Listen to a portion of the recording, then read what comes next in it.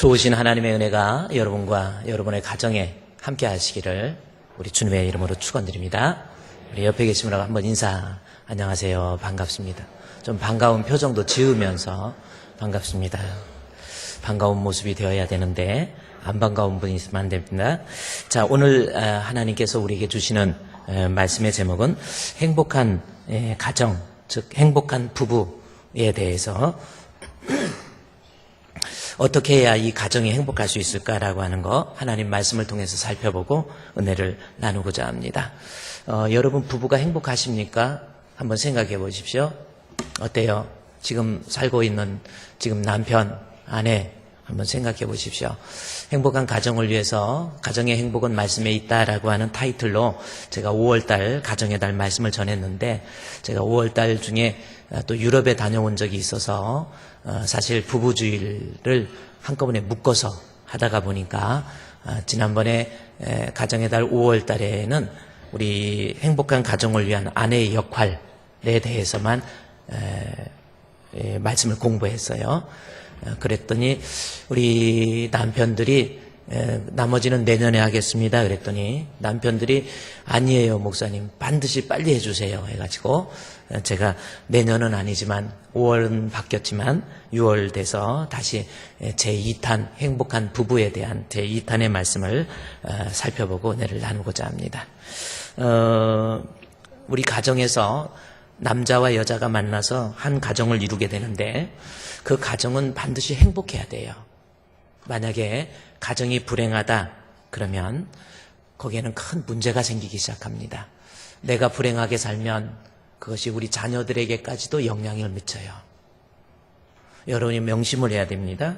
미국의 유명한 심리학자 존 가트맨 박사가 쓴 책에 보면 어떤 이야기를 하냐면 부부가 행복할 때 그 자녀 또한 행복한 가정을 이룰 수 있다. 그러므로 부부는 많은 재산이나 부를 물려주려고 하지 말고 두 부부가 행복하게 사는 모습을 자녀들에게 물려주도록 해라. 이런 말씀을 했습니다. 결국 무슨 말씀이에요? 여러분 부부가 행복해야 여러분의 자녀들의 가정들도 나중에 행복하게 될 수 있다는 겁니다. 아버지가 신앙 안에서 곁길로 가고 딴 길로 가고 부부가 늘 갈등 일으키고 싸우고 그러면 거기에서 난 자식이 이상하게 비슷하게 닮아간다라는 거예요. 어머니 구박하고 아버지가 막 술 먹고 막 이러면 대부분 그 자식이 나중에 결혼해서 자기 아내 구박하고 술 먹고 이러는 모습으로 이게 바뀌게 되더라라는 겁니다. 그러므로 지금 살고 있는 여러분 두 부부 반드시 행복한 가정을 이루어야 됩니다. 다시 묻습니다. 지금 여러분의 가정 부부 행복하게 삽니까? 사랑하면서 살고 있습니까? 아니면 정신력으로 살고 있으신 분 손 한번 들어보세요. 지금 사는 것이 정신력이야. 이러면 큰일 나게 된다라는 겁니다. 그러면 성경적으로 가정의 행복은 말씀에 있다 그랬는데 하나님 말씀을 통해서 남편이 어떻게 해야 가정이 행복할 수 있을까라고 하는 거 오늘 말씀을 살펴보도록 합니다. 그래서 하나님의 말씀의 본문은 베드로전서 3장 1절에서 7절까지의 말씀입니다. 자, 그러면 먼저 말씀을 봉독하도록 하겠습니다. 3장 1절부터 말씀을 봉독합니다. 이와 같이 자녀들아 아내들아 이와 같이 자기 남편에게 순종하라. 이는 혹 말씀을 순종하지 않는 자라도 말로 말미지 않고 그 아내의 행실로 말미암아 구원을 받게 하려 함이니 너희의 두려워하며 정결한 행실을 봄이니라. 너희 단장은 머리를 꾸미고 금을 차고 아름다운 옷을 입는 외모로 하지 말고 오직 마음에 숨은 사람을 온유하고 안정된 심령에 썩지 아니할 것으로 하라. 이는 하나님 앞에 값진 것이니라. 베드로전서 3장 4절 5절에서 전에 하나님께 소망을 두었던 거룩한 부녀들도 이와 같이 자기 남편에게 순종함으로 자기를 단장하였나니 사라가 아브라함을 주라 칭하여 순종한 것 같이 너희도 선을 행하고 아무 두려운 일에도 놀라지 아니하면 그의 딸이 된 것이니라. 우리 7절 말씀인데 오늘은 우리 남편들의 역할이거든요. 그래서 베드로전서 3장 7절은 우리 예배 시간이지만 그래도 한 목소리로 한번 우리 남자들만 한번 봉독하도록 하겠습니다. 3장 7절 시작. 남편들아 이와 같이 지식을 따라 너희 아내와 동거하고 그를 더 연약한 그릇이요 또 생명의 은혜를 함께 이어받을 자로 알아 귀히 여기라. 이는 너희 기도가 막히지 아니하게 하려 함이니라. 아멘. 자, 3장 1절에서 6절까지의 말씀은 아내의 역할에 대해서 행복한 가정을 위한 하나님의 말씀, 어떻게 해야 우리의 가정이 행복할 것인가 라고 하는 아내의 역할에 대해서 3장 1절에서 6절까지 말씀을 우리가 공부했지요. 오늘은요 3장 7절 우리 남편들이 어떻게 해야 가정의 행복을 이룰 수 있을까라고 하는 하나님의 말씀입니다. 7절 말씀을 보도록 하겠습니다. 3장 7절 남편들아 나왔죠? 이렇게 하면 가정이 행복하다는 거예요. 남편들아 이와 같이 지식을 따라 너희 아내와 동거하고 그를 더 연약한 그릇이요 생명의 은혜를 함께 이어받을 자로 알아 귀히 여기라. 이는 너희 기도가 막히지 아니하게 하려 함이니라. 그래서 딱 한 절 나와 있어요. 남편들이 가정의 행복을 위해서 어떻게 해야 될 것인지 남편들아 하면서 본문에 나와 있습니다. 그런데 가정의 행복을 위해서 지난번에 우리가 공부할 때 베드로전서 3장 1절에서 6절까지 아내들아 해서 아내의 역할에 대해서 상당히 많이 나와 있죠. 그런데 남편은 가정의 행복을 위해서 별로 할 일이 없는 듯한 느낌을 주면서 3장 7절에 딱 한 절만 나와 있어요. 그러면 가정의 행복을 위해서 남편은 별로 할 일이 없는가? 그 뜻일까요? 아닙니다. 오늘 3장 7절 말씀을 보면 남편의 역할이 나와 있는데 보세요. 딱 한 내용이에요. 남편들아 이와 같이 지식을 따라 아내와 동거하고 바로 이 말씀입니다. 하나의 말씀이에요. 남편들은 지식을 따라서 아내와 동거해라. 요겁니다. 결혼하지 말고 그냥 살아라, 동거하라. 그 뜻인가요? 아닙니다.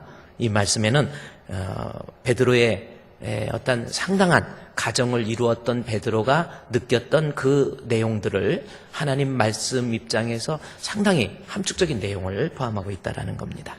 그럼 봅시다. 우리 남편들. 자, 7절 한 절 말씀을 강해적인 내용으로 해석을 해보면 남편들아, 뭐 거기까지는 남편에 대해서 결혼한 사람들 남편들아 뭐 하니까 별거 없지요. 그래요. 남자들이 들어야 될 말씀. 그러면서 이와 같이라고 하는 겁니다. 이와 같이가 무슨 뜻인지를 먼저 알아야 그 다음에 성경의 내용을 해석할 수 있습니다. 자, 그러면 한번 여러분이 성경을 보면 남편들아 이와 같이, 이게 이와 같이가 무슨 뜻이에요? 이와 같이가 무슨 뜻이냐라고 하는 거 우리가 아까 그랬죠. 3장 7절에 남편의 역할은 딱 한 절 나왔는데 여자의 역할은 6절이나 나왔다. 그렇게 이야기했죠. 그런데 3장 7절에 나와 있는 이와 같이라고 하는 것은 바로 3장 1절부터 6절의 내용을 다 포함하고 있는 거예요. 그렇거든요. 이와 같이. 그래서 남편이 아내와 동거하기 전에 이와 같이가 무슨 뜻인지 먼저 이해를 해야 됩니다. 그것을 이해하려면 이와 같이가 뭔가라고 하는 것을 알기 위해서 여러분 성경을 해석하는 데 있어서 단어를 통한 연결고리를 찾아라. 그런 성경 해석학적 방법이 있습니다. 그래서 이 3장 7절에 남편들아 이와 같이 나왔는데 이와 같이가 무슨 뜻일까라고 하는 것은 3장 1절에 보세요. 3장 1절에 보면 아내들아 이와 같이 해서 이와 같이가 무슨 뜻인가라고 하는 것이 그 안에 다 설명되어 있다라는 겁니다. 그래서 3장 7절에 남편의 역할 중에서 이와 같이를 이해하기 위해서 할 수 없이 제가 설교를 반복하는 게 아니라 3장 7절의 이와 같이를 이해하려면 3장 6절부터 1절부터 6절에 나와 있는 이와 같이 내용을 이해해야 되기 때문에 할 수 없이 복습 겸 다시 아내의 역할에 대해서 잠깐 살펴봐야 됩니다. 자, 그러면 이와 같이가 무슨 뜻인지 3장 1절에 아내들아 이와 같이 나와 있죠. 남편에게 순종하라 라는 겁니다.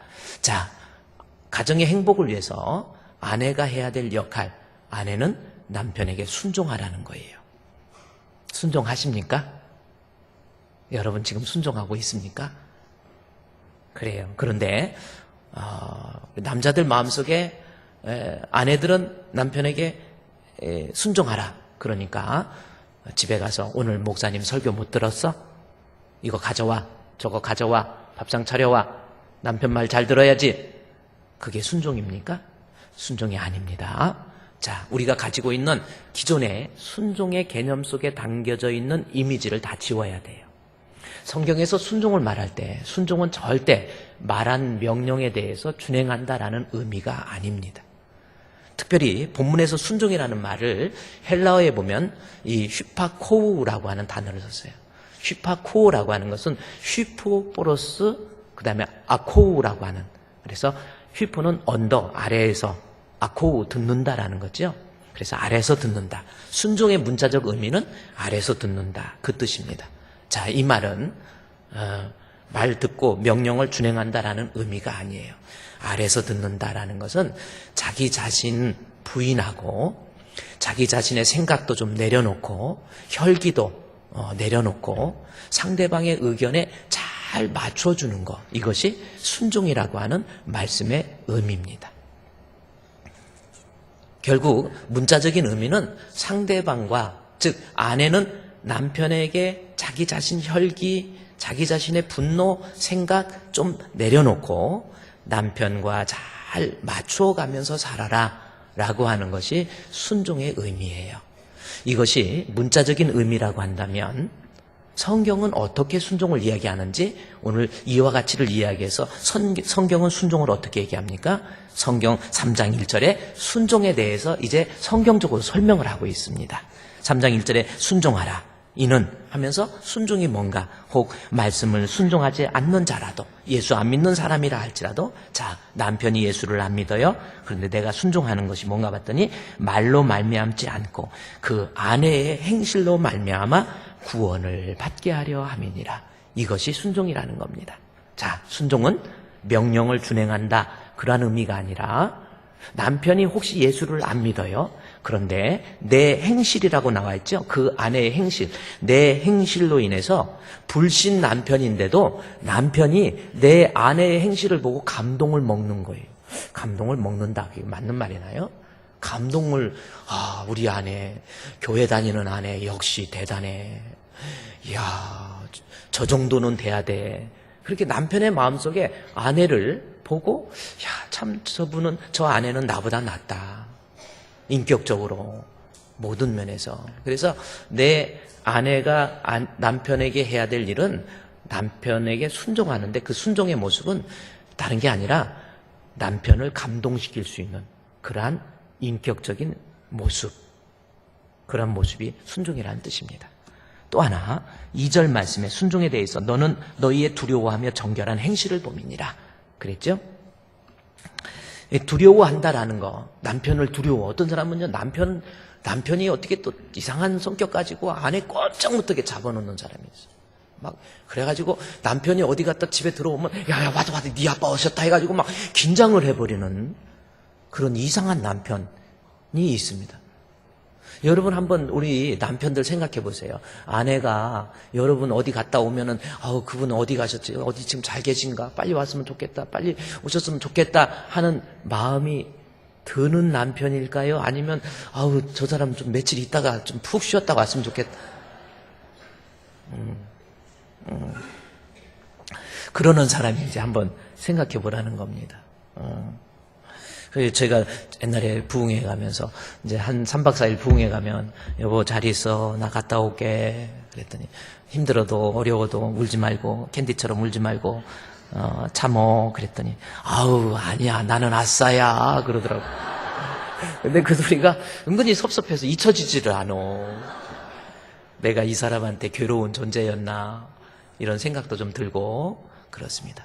그런데 순종이라는 건 뭐냐면 아내가 내 행동으로 인해서 남편이 감동하고 그 다음에 3장 2절에 두려워한다라는 것은 남편을 무서워한다는 뜻이 아니라 하나님에 대한 경외, 그 뜻이 무슨 뜻이냐면 헬라어를 보면 포보라는 단어를 썼어요.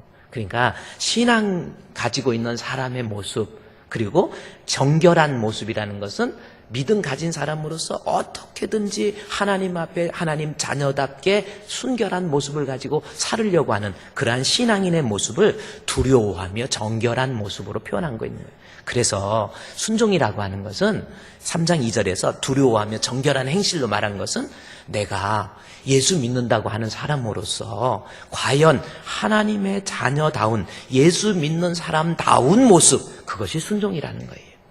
말로는 여기 나오죠. 3장 1절에 말로 말미암지 않고 나오죠. 말로는 막 할렐루야 할렐루야 아멘 아멘 하고 막 찬송도 막 하는데 행실을 보면은 저것은 도대체 예수 믿는 행실이 아니야. 순종이라는 것은 뭐냐면 남편이 이렇게 바라보니까 야, 저 사람은 정말 하나님을 두려워하고 하나님 앞에 정결한 신부의 모습으로서 차질 없이 살고 있구나. 이것을 느끼게 만드는 거. 그래, 남편이 감동하지요. 하나님이 보실 때도 인정하지요. 그 다음에 순종이 뭔가 봤더니 3장 3절에 너희의 단장은 머리를 꾸미고 금을 차고 아름다운 옷을 입는 외모. 다시 말해서 순종은 아름다운 외적인 모습이 아니라는 겁니다. 그 순종은 3장 4절에 오직 마음에 숨은 사람을 온유하고 안정된 심령. 자, 정확히 나왔죠. 성경적으로 순종은 내 마음의 심령이 안정돼 있다라는 거예요. 그게 순종입니다. 자, 그러면 여기서 이와 같이를 이해하기 위해서 이 안정된 심령이 뭔가라는 겁니다. 남편이 때로는 섭섭하게 하고 남편이 나를 이해하지 못하고 정말 억울하게 만들고 답답하게 만들어서 그럴 때 순종이라고 하는 것은 뭐냐면 같이 내가 이 나이에 당신 눈치 보면서 살겠냐고 막 대들고 시끄럽게 하고 떠들고 막 같이 집어던지고 이거는 안정된 심령이 아니에요. 정말 남편에게 섭섭한 일이 있어도 괴로운 일이 있어도 힘든 일이 있어도 순종이라고 하는 마음을 품은 사람은 그렇게 쉽게 분노하지 않습니다. 이겨내요.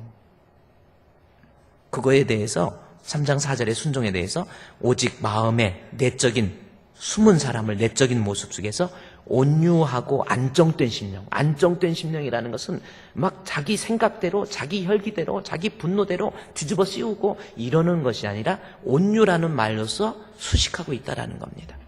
온유는 뭐예요? 부드럽다라는 의미가 아닙니다. 제가 여러분 온유는 무슨 뜻입니까?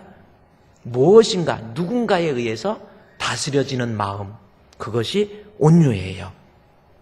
그러니까 내가 예수 믿는 사람으로서 우리 예수님이 나를 다스리는 마음, 우리 예수님 내 안에 계심으로 예수님이 나를 다스리는 것, 그게 온유라고 하는 겁니다. 그러니까 안정된 심령은 뭐예요? 내 생각으로는 내 느낌으로는 당장 화가 나서 뒤집어 엎고 싶지만 우리 예수님이 나의 마음을 다스려서 우리 예수님이 나를 잠잠게 만드는 것, 그게 순종이라니까요. 그러니까 여러분 온유를 우리가 제가 얘기했지만 겸손, 온유, 나는 부족해, 그런 동양적 사고방식의 개념이 아니에요. 온유는 제가 여러분께 늘 말씀드리지만 누군가에 의해서 다스려지는 마음, 이것이 신앙적으로 하나님에 의해서 다스려지는 마음, 이것이 온유라고 하는 겁니다. 그래서 예수님의 마음이 뭐예요? 나는 온유하고 겸손하니 그랬죠? 그럼 예수님은 온유하고 겸손하다. 그러면 예수님은 그래서 온유하고 겸손해서 나귀를 타시고 그것도 새끼 어머니도 아니고 새끼를 타고 겸손하게 이렇게 다니셨네. 그거 말하는 건가요? 아닙니다. 온유와 겸손에 대해서 성경은 정확히 얘기해요. 나는 온유하고 겸손하니 그 다음에 뭐라고 나왔어요?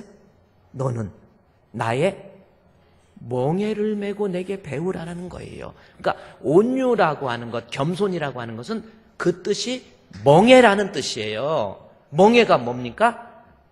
그래요. 소에 있는 멍에, 이 소를 우측으로 좌측으로 움직이고 내 주인의 의지에 의해서 다스려지기 위해서 만들어 놓은 것이 멍에예요.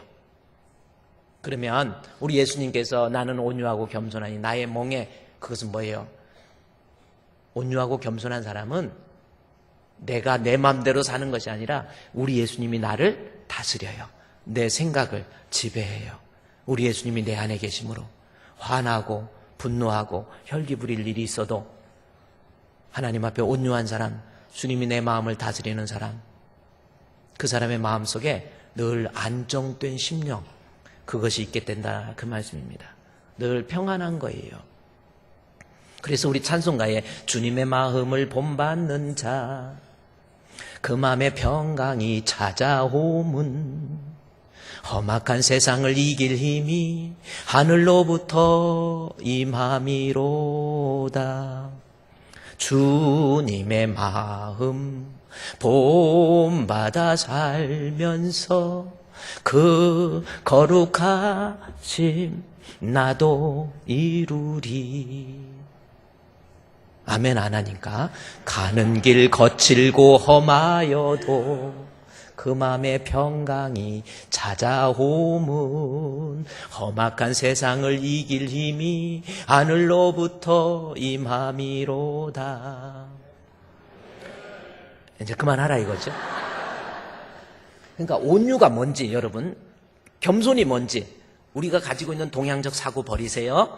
나는 부족해, 나는 연약해, 앉으세요. 그거 아닙니다. 온유하고 겸손은 주님의 멍에예요. 우리 주님이 내 안에 계셔서 내 생각을 다스리고 통제하는 거예요. 자, 이와 같이라는 것이 그 뜻입니다. 그래서 3장 7절 말씀에 보면 남편들아 이와 같이. 자, 이것은 뭐예요? 남편의 마음 속에 순종의 마음, 다시 말해서 내 남편의 행동으로 인해서 아내가 감동을 하는 거예요. 정말 이 남자 살아보면 살아볼수록 정말 괜찮은 것 같아. 너무너무 멋있잖아. 그런 마음이 아내의 마음속에서 막 일어나는 거예요. 살면 살아보니까 세상에 이런 인간이 어디 있어. 이런 느낌을 받는다든지, 내가 이 사람하고 괜히 결혼해가지고 이런 마음 심어주는 거, 그게 이와 같이라는, 다시 말해서 순종, 좋은 관계 아니에요. 이와 같이 뭐예요? 남편이 아내의 행동에 감동을 먹듯이 남편도 아내의 행동으로 인해서 정말 이 아내 참 나보다 나이도 어리고 그런데 나보다 더 똑똑해, 정말 대단해, 나보다 나아, 이런 마음을 심어줄 수 있는 남편, 그게 이와 같이라고 하는 말 속에 들어가 있다는 겁니다. 또 하나는 뭡니까? 정결하고 두려워하며 라는 말씀을 통해서 우리 남편이 그 신앙을 가진 장로로서, 권사, 또 안수집사로서 대표 기도도 하고, 얼마나 그렇습니까? 우리 남편 예수 믿는 사람인데 참 존경해. 이게 순종이고 이게 이와 같이 안에 들어가 있는 거라니까요. 우리 남편들 아내에게 우리 남편 같은 사람 너무 멋있어서 나 같이 결혼하고 싶어, 결혼한 게 잘했지, 그렇게 생각이 들게 만들어라라고 하는 겁니다. 그래서 남편이 막 계속 막 화내고 뭐하고 그러는데 장로님이 돼가지고 막 화내고 막 어쩌다 싸울 때 보면 막 욕도 어디서 막 자기가 만드는 것도 하고 또 토속 욕도 하고 외국에서 수입한 욕도 하고 막 해가지고 욕을 막 하고 그러고 교회 가서 대표 기도하려면 기도가 나와요? 그래서 여기 본문에 3장 7절에 그를 더 연약한 그릇이요 또 생명의 은혜를 이어받을 자로 알아 귀히 여기라. 너희 기도가 막히지 않게. 그 말 나오죠. 그러니까 이와 같이라는 속에는 신앙 가진 사람으로서 아내에게 부끄러움이 없어라 라고 하는 겁니다. 또 내적인 아름다움, 남편이, 우리 주님이 그 마음을 다스리는 거예요. 우리 남편의 마음속에 예수님이 살아계세요. 남편의 모습을 보면서 종종 우리 예수님을 볼 수 있도록, 보여줄 수 있도록, 그게 이와 같이라고 하는 말 속에 들어가 있다는 겁니다. 자, 그러면 남편들 행복한 가정을 위해서 베드로는 뭐라고 그러니까 3장 7절에 남편들아 이와 같이, 다시 말해서 아내에게 감동을 주고 하나님의 자녀로서 부끄러움이 없고 외적인 세상적인 그런 아름다운 지위 이런 거 아니고 내적으로 늘 그 마음을 우리 주님이 다스려서 그 심령이 예수님의 마음이 막 우러나오는 모습, 이런 모습을 가져라라고 하는 것이 3장 7절에 남편들아 이와 같이라는 말 속에 들어가 있는 겁니다. 그래서 어떻게 보면 남편은 한 절밖에 안 나와서 짤래요? 아니에요. 1절에서 6절까지 말씀을 다 포함해가지고 남편도 아내에게 순종하라는 거예요. 그 말씀이 오늘 본문에 포함되어 있다라는 겁니다. 우리 남편들 아내에게 감동을 좀 줍시다. 아멘. 어디 좀 그러지 말. 자, 그러면 3장 7절에 남편들아 이와 같이, 자, 아내에게 감동을 주는데 아주 중요한 말을 베드로가 이야기합니다. 그 다음에 어떤 모습이에요? 남편들아, 3장 7절 보세요. 남편들아 이와 같이 지식을 따라 아내와 동거하고. 이거 하나란 말이에요. 이제 남편이 행복한 가정을 위해서 아내에게 해야 될 것은 지식을 따라 아내와 동거하라는 겁니다. 그러면 동거가 뭐예요? 결혼식 안 올리고 그냥 사는 거? 그 뜻 아니라는 겁니다. 이 동거의 의미도 알아야 되지만, 자, 지식을 따라서 아내와 동거하라 라고 하는 이 동거는요, 슈누이 콘테스라고 하는 헬라어의 단어입니다. 늘 함께 한다라는 뜻이에요. 뭘 하든지 함께 하는 거예요. 슈누이 콘테스. 그러니까 남편들은 아내와 늘 함께 하는 거예요. 그 함께, 그 뜻이 뭐냐면 하나가 되는 거예요. 마음도 함께하고 행동도 함께하는 겁니다. 늘 함께하는 거. 그래서 어디 잔치나 뭐 할 때도 아내하고 함께 가라는 거예요. 아내 창피해서 못 데리고 가는 사람도 있잖아요. 아우, 이 촌딱 어떻게 데려가냐고 이런 사람도 있어요. 내가 볼 때는 네가 더 촌딱이야. 내가 그러고 싶은 사람도 있습니다. 어디 가서 아내 은근히 구박해갖고 어디 가서 말 함부로 하지 마, 이거사 막 해가지고 막 쥐잡듯이 잡는 사람. 그래서 같이 모이고 왔다가 동창이나 뭐 교회 같이 모이고 와서 집에서는 갈 때부터 떨어져 가지고 말 한마디도 안 하고. 왜 그런가 했더니 아내가 푼수여서 그런다고. 이런 바보도 있어요. 그래가지고 그렇습니다. 그래서 저도 가능한 이제 신방이든 뭐든 특별한 일이 없으면 같이 가려고 그러고, 부흥회도 같이 가고 싶은데 또 이제 시간이 안 맞아서 또 못 가고. 10월 마지막 주에 그 CBS TV에서 성지순례를 갑니다. 그래서 크루즈로 그리스, 그 다음에 터키, 그 다음에 이스라엘에서 성지순례를 가요.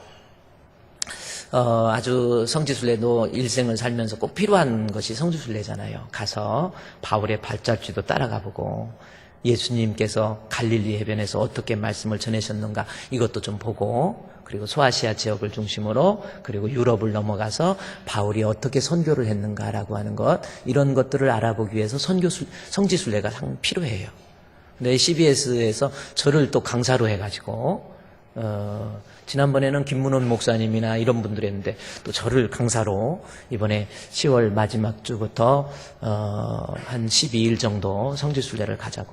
그래서 제가 교회를 좀 빠지기 싫어서 저는 안 해도 안 가겠습니다 그랬더니 그 방송국장님이 계속 좀 가자고 좀 그러는 상태예요.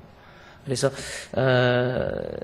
성지순례 가서 계속 집회를 제가 또 해야 되고 또 이러는데 부담도 되고 그러지만은 좀 안 가겠다고 막 그러니까 자꾸 또 그래도 1000명 넘는 성도들이 가서 크루즈 안에서 집회를 하는데 꼭 가야 된다고. 그래서 안 가고 싶기도 하는데 아내한테 물어봤더니 난 안 가 그러더라고. 그래서 같이 동거를 안 하잖아. 그래서 제가 지금 갈까 말까 그렇게 고민하고 있습니다. 남편은요, 아내가 함께 할 때 그래야 멋있어 보여요. 믿습니까, 김현실 사모님? 함께 힘들어도 어려워도 함께 가는 거 참 아름다운 모습이죠. 자, 그게 이제 함께 한다라는 거. 마음도 하나. 그러니까 성경적으로 남편들아 아내와 이와 같이 지식을 따라 아내와 동거. 자, 함께 하는 건 좋은데 그러면 무엇을 함께 한다고 하는 것인가 라고 하는 것에 대해서 성경이 이야기하고 있습니다. 뭔가 보세요. 3장 7절. 오늘 남편들 잘 들어야 됩니다. 남편들아 이와 같이 뭘 따라서? 지식을 따라서 아내와 동거하고. 정말 중요한 말씀이에요. 그러면 여기서 지식을 따라 그랬는데 지식을 따라서 아내와 동거하라는 겁니다. 지식을 따라서 아내와 늘 하나가 되라는 거예요. 그러면 지식을 따라 할 때 지식이 무슨 뜻이냐는 거예요. 어떤 이제 주석학자들은 제가 호쿠마 주석에도 보니까 성경 해석을 하는데 지식을 따라서라고 하는 것을 지식을 하나님 말씀을 붙잡고 말씀 안에서 아내와 동거하라. 그렇게 거의 주석 성경에 보면 그렇게 나와 있어요. 아니요, 아닙니다. 여기서 지식을 따라라고 하는 것은 물론 하나님 말씀을 표현하는 레마나 혹은 로고스나 이런 말을 명확히 썼으면 우리가 말씀의 표준을 따라서 아내와 동거하라 이렇게 해석할 수 있는데 본문을 그렇게 해석하기에는 너무나도 무리예요. 왜? 헬라어의 단어를 봐도 그노신이라고 하는 단어를 쓰고 있습니다. 아내와 지식을 따라 할 때 그노신이라는 단어를 썼어요. 이게 헬라어 원문입니다. 그러면 그노신이라고 하는 것, 자, 남편으로서 아내와 지식을 따라 그노신을 따라서 아내와 하나 되라, 동거해라 그런 거거든요. 그러면 그노신이 뭔가 단어를 번역하면 지식이라고 하는 뜻이 맞습니다. 그리고 그 뜻은 내가 안다라는 뜻입니다. 자, 여기에서 이제 중요한 해석이 나옵니다. 지식을 따라서 할 때 암이라고 하는 것이 나오는데 이것은 무슨 뜻이냐면 남편이 아내와 하나 될 때, 함께 할 때 중요한 것 하나 있는데 지식을 따라서 아내와 함께 하라는 거예요. 지식이 뭔가 아내를 제대로 알아라 이 뜻이 지식을 따라서 함께 한다라는 겁니다. 나하고 같이 밥 먹고 같이 살고 같이 행동하는 우리 아내가 무엇을 원하는지, 무엇 때문에 울고 있는지, 무엇 때문에 힘들어하는지 아내를 이해하라 이 뜻이에요. 그게 지식을 따라서. 자, 우리 남편들 아내 알고 있습니까? 우리 아내가 무엇 때문에 지금 힘들어해요? 아내 건강 상태는 제대로 파악하고 있습니까? 아내가 괴로워하는 거, 잠 못 자는 거, 뭐 때문에 그러는지 알고 있습니까? 우리 장로님들 알고 계세요? 이쪽 모르니까 뭐 쓰는 척 하시는데 지금 우리 아내가 뭘 때문에 고민하고 뭘 원하고 그걸 알고 계세요? 알고 계십니까? 저를 짜짜시 쳐다만 보지 마시고. 여러분, 남편들이 행복한 가정을 위해서 아내와 동거하라, 지식을 따라서 아내를 알으라는 거죠. 무엇 때문에 울고 있는지. 그런데 이 말씀을 아까 다른 주석학자들은 하나님 말씀을 따라서 말씀 붙잡고 아내와 함께 하세요. 너무나도 그 범위가 넓어요. 그리고 너무나도 추상적입니다. 왜 그런 해석이 나오느냐면 이 본문을 쓸 때 베드로가 지금 머릿속에 가지고 있는 그 생각을 읽을 줄 알아야 돼요. 지금 베드로가 이 글을 쓸 때 아내를 알아라 할 때 베드로의 마음속에 어떤 생각이 있었기 때문에 그랬는지 베드로를 이해하면 쉽게 해석이 됩니다. 베드로는 가정을 이루어서 살면서 아내를 몰라도 너무 몰랐어요. 세상에 결혼해서 어부였거든요. 어부였는데 고기 잡아서 가정 새끼들 먹여 살리고 아내와 같이 이렇게 살고 있는데 어느 날 갑자기 그분이 오셨어. 누구? 예수님이 오셨다 이거예요. 아내는 알지도 못해. 근데 느닷없이 예수가 나타났다 해가지고 그물도 버려두고 집도 버려두고 아내도 버려두고 새끼들도 내팽개기 쳐놓고 지 좋다고 혼자 예수님 쫓아다닌 거예요. 그러다 보니까 아내가 너무 답답한 거야. 아니 나보고 어떻게 이 새끼들 키우라고 지만 좋아서 갔어. 그래가지고 막 화가 나갖고 힘들어하니까 딸을 시집 보내면 엄마가 마음이 아프잖아. 그래가지고 딸 이야기를 들어보니까 이 사위가 이건 아니거든. 아니, 내 딸 고생시키지 말고 좀 편하게 해주고 돈도 좀 잘 벌고 이래야지. 왜 이렇게 나냐. 그러니까 장모님이 뭐예요? 막 화가 나가지고 집에 쫓아왔어. 사위 집에 와서. 그래가지고 우리말로 사위를 뭐라고 그래? 사위 자식, 개자식이라고 그러잖아. 왔어요. 왔는데 그것이 저 본문의 마가복음 1장에 딱 나와 있어요. 이거를 알아야 이 본문이 해석이 된단 말이에요. 시몬의 장모가 뭐 들었어?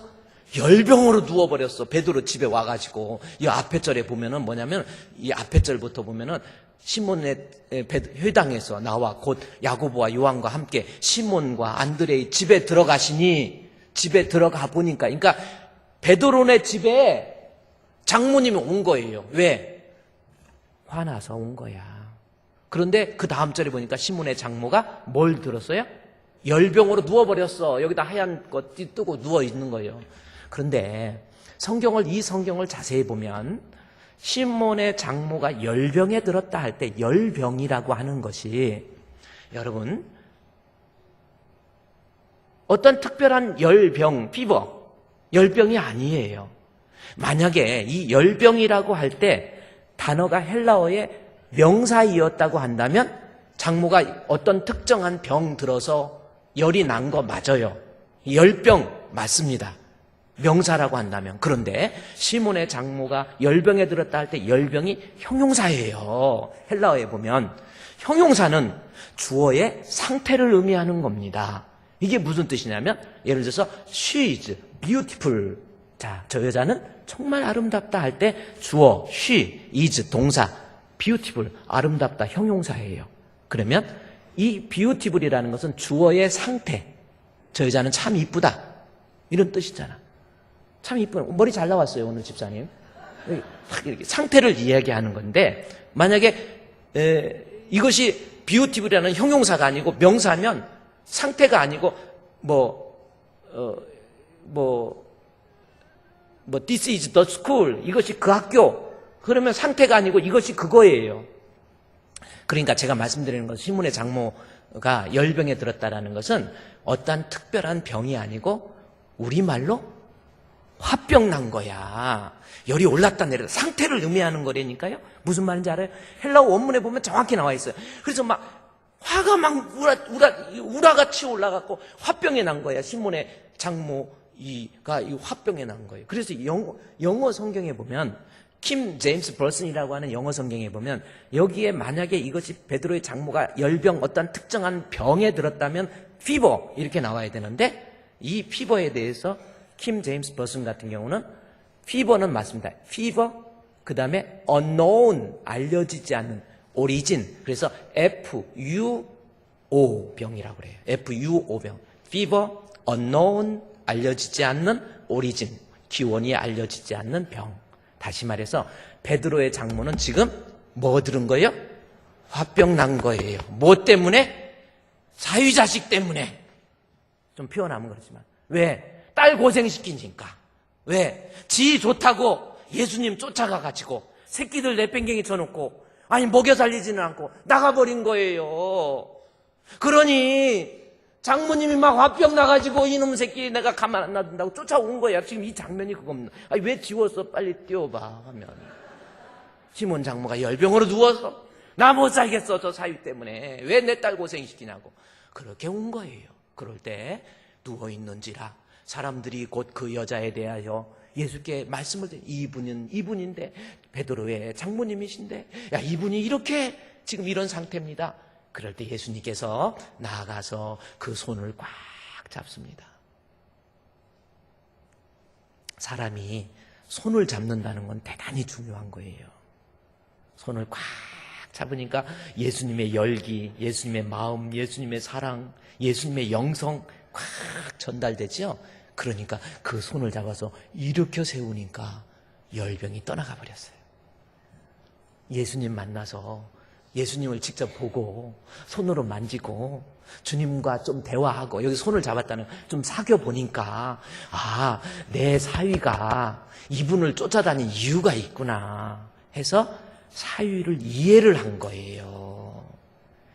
그러니 막 마음이 너무 열병이 다 사라져 버렸어. 예수님 만나고 난 다음에 사위를 이해하게 된 거예요. 그리고 나서 그 딸은 본문에 기록되어 있지 않지만 장모님이 이해할 정도인데 딸은 이해했을까 안 했을까? 베드로의 부인이 이해를 해요. 우리 남편 그랬구나. 베드로는 내가 이렇게 돌아다니니까 우리 아내가 이것 때문에 힘들었구나 라는 것을 알게 된 거예요. 그래서 나중에 베드로의 아내가 이것을 알고 고린도전서 9장 5절에 보면 이제부터 베드로를 미워한 게 아니라 베드로와 둘이 하나가 된 거야. 동거한 거야. 마음이 하나 돼가지고 여보 당신 이렇게 돌아다니는 거 이유를 알았어 해가지고 아내까지도 베드로의 손을 잡고 우리 같이 선교 다닙시다 하고 선교 다닙니다. 성경에 나와 있잖아요. 우리가 바울이 얘기하는 건 다른 사도들처럼 주의 형제들과 게바와 같이, 게바가 베드로입니다. 믿음의 자매된 아내를 데리고 다녀요. 이게 무슨 뜻입니까? 베드로는 그의 아내는 베드로를 완전히 앓은 거예요. 우리 또 베드로는 우리 아내가 뭐 때문에 힘들었는지, 지금까지 내가 아내 내팽개기 져놓고 나 좋다고 나갔던 것 잘못도 인정하고 여보 미안해. 내가 당신을 너무 몰랐어. 내가 이제 잘할게. 그것이 3장 7절이에요. 보세요. 성경 남편들아 이와 같이 남편들은 어떻게 해요? 아내를 좀 알으라는 거예요. 내 아내가 지금 뭐 때문에 울고 있습니까? 우리 아내가 뭐 때문에 지금 힘들어하고 있어요? 그거를 남편으로서 아내가 알으라는 겁니다. 알아주라는 거예요. 어떤 남편이 막 힘들고 돈도 안 벌어다 주고 일만 저지르고 다니고 해가지고 남편이 미워 죽겠어. 그냥 은혜 받고 집에 가면 또 미워가지고 저것을 어떻게 찢어 죽일까. 뜨거운 물로 그냥 라면을 끓이다가도 뜨거운 물로 얼굴에다 찌그러 버릴까 이런 생각이 드는 거예요. 그리고 또 교회 오면 이건 또 하나님 앞에 이건 아니지 이렇습니다. 가도 그런다고 그래서 제가 남편을 좀 불러서 이보세요. 지금 아내가 왜 이렇게 힘들어하는지 아십니까? 그랬더니 돈 안 벌어다 주니까 그러지요 그러더라고. 입을 자방침으로 꼬매버려. 내가 그랬어. 돈 안 벌어다 주는 게 아니야. 아내는 돈도 돈이지만 다른 거야. 내가 설명을 하면서 아내의 얘기를 다 해줬더니 가갖고 저녁에 아내의 손 꽉 잡으면서 여보 내가 돈 안 벌어다 줘서 고생 많아. 미안해. 내가 좀 잘할게. 내가 열심히 한번 노력해 볼게. 그 말에 아내가 펑펑 우는 거예요. 돈만의 문제가 아니에요. 남편이 아내를 알아주면 아내는 감동하는 겁니다. 그렇죠? 제가 책을 읽다가 하나의 캡처해온 글이 있습니다. 오늘 제가 일부 예배 때 읽어주다 내가 울을 뻔해가지고 좀 안 읽어줄까 하다가 안 읽어줄까? 그러려면 그래 그러는데 박종훈 씨가 쓴 글입니다. 아내에 대해서 너무 몰랐다라는 거예요. 자, 장남한테 시집가가지고 시집살이 하면서 시동생 모시고 시아버지 시어머니 계시고 그렇게 사는 집안입니다. 네, 어느 날 이제 글을 한번 제가 읽어드릴게요. 쨍그랑 부엌에서 들려오는 날카로운 파열음에 놀란 식구들은 일제히 자리에서 일어나 부엌으로 달려갔다. 시아버지, 시어머니, 시동생 그리고 남편 모두가 다 부엌으로 달려갔다. 식구들이 도착했을 때 아내는 마치 넋나간 사람처럼 허공을 쳐다보고 있었고 부엌 바닥에 여기저기 유리 조각과 김치 조각들이 흩어져 있었다. 저녁 식사를 준비하던 아내가 또 다시 이를 벌린 것이다. 남달리 조심성이 없었던 아내에게는 이 일이 그리 특별한 일도 아니었다. 아내는 물을 틀어놓은 채 외출을 해서 집안을 온통 물바다로 만들어서 집안의 가구들을 다 망쳐버린 적도 있었다. 또 빨래를 삶겠다고 불 위에 빨래를 놓고 잠이 들어서 빨래를 새까만 수덩어리로 만들기도 했다. 어디 그뿐인가? 언젠가는 문을 열어놓고 장을 보러 갔다가 집안의 귀중한 물건들을 모두 도둑놈이 와서 도둑맞은 일도 있었다. 이런 일이 반복되면서 가족들은 아내에게 짜증을 내기 시작했다. 그날도 가족들은 아내를 향하여 짜증 섞인 불평을 쏟아부었다. 먼저 어머니가 입을 여셨다. 아니, 야, 너는 한두 번도 아니고 이게 도대체 못하는 짓이니? 몇 번 큰 실수했으면 됐지. 낭패를 봤으면 됐지. 정신 똑바로 차리고 조심해야지. 조심해 이거사. 이렇게 매일매일 일만 저지르고 식구들이 불안해서 어떻게 살라고 그래? 조심 좀 해. 이러한 모습을 보고 있는 나 역시 마음이 편치 않았다. 부모님을 모시고 살면서 조심성 없이 행동해서 늘 집안을 시끄럽게 만드는 아내가 밉고 야속하기도 했다. 홧김에 나 역시 아내의 상처받은 마음에 고통을 더했다. 당신은 도대체 무슨 정신으로 사는 사람이야? 내가 뭐 돈을 안 벌어다 줘. 뭐 하는 거야? 집에서 뭐 하는 거야? 정신을 어디다 두고 살기에 매일 이렇게 말썽만 부리고 일만 저지르고 있어. 이렇게 말썽을 부릴 거라면 차라리 아무 일도 하지 마. 그냥 조용히 가만히 방구석에 틀어박혀 있으라고. 제발 조심 좀 하고. 다음 날 아침 나는 그 어느 때보다 침울해 보이는 아내를 뒤로 한 채 불편한 마음을 안고 직장을 향해 차를 몰았다. 차를 몰고 가면서 풀이 죽은 아내의 모습이 어찌 그날따라 내 머릿속에서 떠나질 않았다. 그런데 바로 그 순간 라디오에서 마치 고압전류에 감전된 듯이 나를 전율케 하는 한마디 말씀이 내 귓전을 때렸다. 아내는 남편의 사랑을 먹고 사는 존재입니다. 아내는 남편의 사랑을 먹고 사는 존재입니다. 남편의 사랑을 받아야 행복할 수 있는 존재가 바로 아내입니다. 매일 아침 9시 30분에 극동방송에서 방송되는 말씀이었다. 다른 사람보다 출근 시간이 좀 늦었던 나는 늘 차 안에서 그 방송을 들어왔었다. 하지만 그날의 말씀처럼 내 마음에 강하게 부딪혀온 일은 없었다. 아내는 남편의 사랑을 먹고 사는 존재? 아내는 남편의 사랑을 먹고 사는 존재? 과연 나는 이날까지 무엇을 나의 아내는 이날까지 무엇을 먹고 살아왔단 말인가? 꽃다운 나이에 장남에게 시집와서 시부모 모시고 시동생 키우고 고생 다 하면서 살아왔는데 내가 아내에게 주었던 것은 과연 무엇인가? 생각이 여기저기 맞히자 코끝이 찡해졌다. 그리고 흐르는 눈물을 주체할 수가 없었다. 그날 밤 나는 난생 처음으로 꽃을 사들고 집으로 들어갔다. 그게 웬 꽃이냐고 묻는 식구들의 말에 좀 쑥스러웠지만 그날은 아내를 위해서라고 한다면 얼마든지 그 쑥스러움도 감수할 수 있었다. 부모님께 인사드리고 곧바로 안방으로 들어온 나는 나를 따라 들어오는 아내를 왈칵 끌어안고 껴안았다.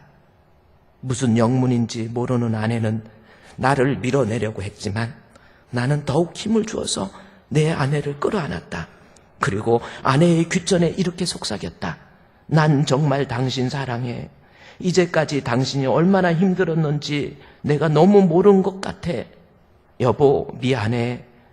여보 사랑해. 이제부터 내가 당신의 쉼터가 되어줄게. 이 말을 하는 동안 나의 셔츠는 아내의 눈물에 촉촉히 적셔지고 있었다. 더 읽으려니까 자꾸 눈물이 나가지고. 아내가 괴로워하는 게 뭔지 모르는 거예요. 아내가 힘들어하는 게 뭔지 모르는 거예요. 무엇 때문에 울어야 되는지도 모르는 거예요. 그냥 돈만 벌어다 주면 되는 줄 알았어요. 그냥 남편으로 존재만 하면 되는 줄 알았어요. 이와 같이 남편들아 지식을 따라서 아내를 아르라는 거예요. 제가 부흥회 가는 교회가 말씀 전원 교회입니다. 한 달 전에 4월 달이었어요. 우리 아내랑 그 교회를 같이 방문했어요. 부흥해달라고 그래서 그 교회에 가가지고 오는데 내부 외곽순환도로를 타고 이렇게 의왕에서 오는데 여보 조금만 가면 직진하면 바다 나온다는 거예요. 어떻게 이렇게 길을 잘하는지. 그래서 바다 나온다고 답답하다고 바다를 좀 보고 싶다라는 거예요. 날씨가 좀 쌀쌀해서 아유 추운데 아유 집에 가야지. 좀 가고 싶다고 그래. 그래서 차를 몰고 저 대부도 쪽으로 갔습니다. 그날은 바람이 좀 차가워요. 바닷바람 차갑잖아. 저는 추워가지고 차 문 열자마자 들어가자 가자 그랬더니 아니야 여보 좀 와. 바닷가에 가. 바닷가에 바위 위에 딱 앉아있더니 나는 추워가지고 도저히 못 겠는데 바다에 부는 그 겨울 초겨울 아니 늦겨울 바람을 마주치면서 아내가 막 이러는 거예요. 그 옆모습을 제가 보는 순간 제가 되게 미안하더라고. 그래서 좀 추운데 가지 그랬더니 계속 있어서 그래서 계속 저는 얼어 죽지 않으려고 왔다 갔다 열을 내야 되니까 왔다 갔다 하는데 갔다 와도 그냥 가자 여기 앉아서 그러는. 그래서 제가 느끼는 게 뭐냐면 내가 아내 목회한다고 아내를 너무 몰랐구나. 우리 아내가 뭐 때문에 저렇게 답답해하는, 나 때문에 저렇게 숨이 답답하게 사는 것 같은 그런 느낌이 드는 거예요. 차를 타고 오면서 백미러로 제일 뒷자리 앉아서 이렇게 하고 답답하다고 문 열라고 자꾸 그러는 모습을 보니까 제가 미안하더라고. 저녁이 되어서 집에 와서 여보 미안해. 내가 몰라줘서 미안해. 자면서요. 문학의 밤을 또 해야지. 자다가 손을 잡고 여보 내가 잘할게. 미안해. 아내를 모른 거예요.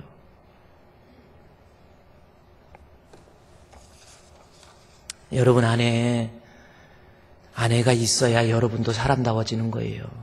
아내 일찍 죽어보세요. 아우 목사님 죽으면 뭐 결혼하지. 너한테 누가 와. 아무나 오는 줄 알아? 아내 없으면 큰일 나요. 그래서 아내 없는 남자를 뭐래요? 끈 떨어진 놈이라고 그러나? 여러분 아내 연약한 그래서 본문의 말씀에 3장 7절에 남편들아 이와 같이 아내를 좀 하르라는 거예요. 아내 건강은 알고 있습니까? 아내의 가슴 아픈 사연 이해하고 있습니까? 정말 알고 있어요? 어떻게 돌아보니까 우리 최재섭 집사님 눈이 마주쳤는데 아내의 마음을 알아요? 빨리 대답하세요. 이거 인터넷에 다 방영되는 거예요.